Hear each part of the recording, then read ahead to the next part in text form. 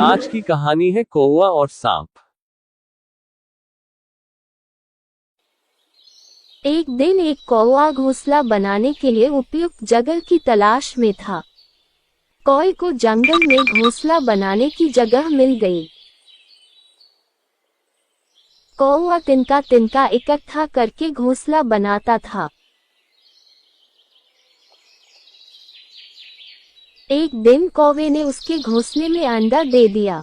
कौवे के घोंसले वाले पेड़ के नीचे एक सांप का घोंसला था। सांप ने कौवे को अंडे देते हुए देख लिया।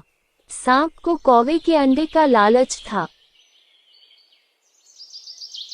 एक दिन कौवा भोजन की तलाश में निकला। तभी सांप अपने घोंसले से बाहर निकला और कौवे के घोंसले की ओर चला गया। वह कौवे के घोंसले के सामने गया और एक एक करके अंडे खाने लगा।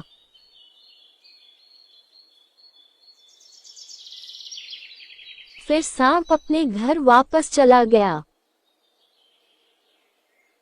कौवा वापस आया और देखा कि उसके अंडे गायब थे।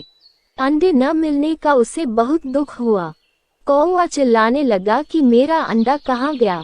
कुछ दिन बाद कौवे ने फिर अंडा दिया। कौवे की अनुपस्थिति में सांप ने फिर अंडे खा लिए।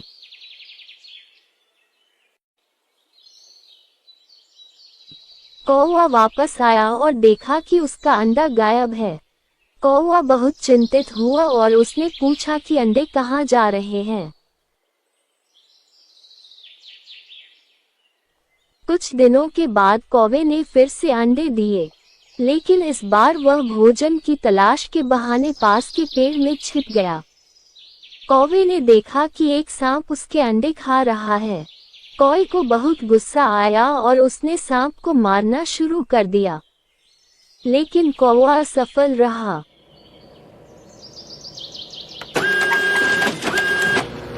कौवा उदास होकर उड़ने लगा और सोचने लगा कि इस सांप की पकड़ से कैसे बचे। कौवे ने एक महल देखा और उसकी ओर उड़ गया। वहां रानी अपनी सहेलियों के साथ स्नान कर रही थी।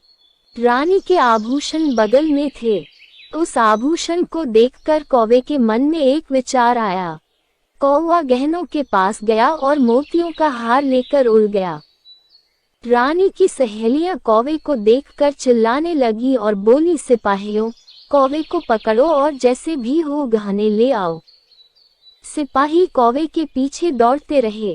कौवे ने रत्नजड़ित चोंच उठाए और तेजी से उड़ने लगा, और सिपाही कौवे का पीछा करता रहा। सिपाही कौवे के पीछे भागने लगे। भागते समय वे हाँफने लगे। कौवे ने मोतियों का हार सांप के घोंसले में गिरा दिया और उड़ गया। सिपाहियों ने कौवे को मोती का हार एक गड्ढे में गिराते हुए देखा। वे उस स्थान पर गए और हार ढूंढने लगे। तभी उस बिल से सांप बाहर आ गया।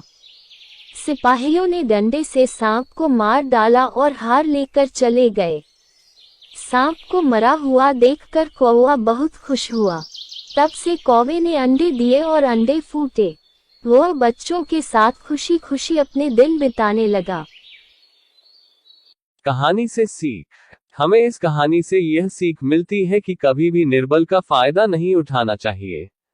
साथ ही मुसीबत में समझदारी से काम लेना चाहिए।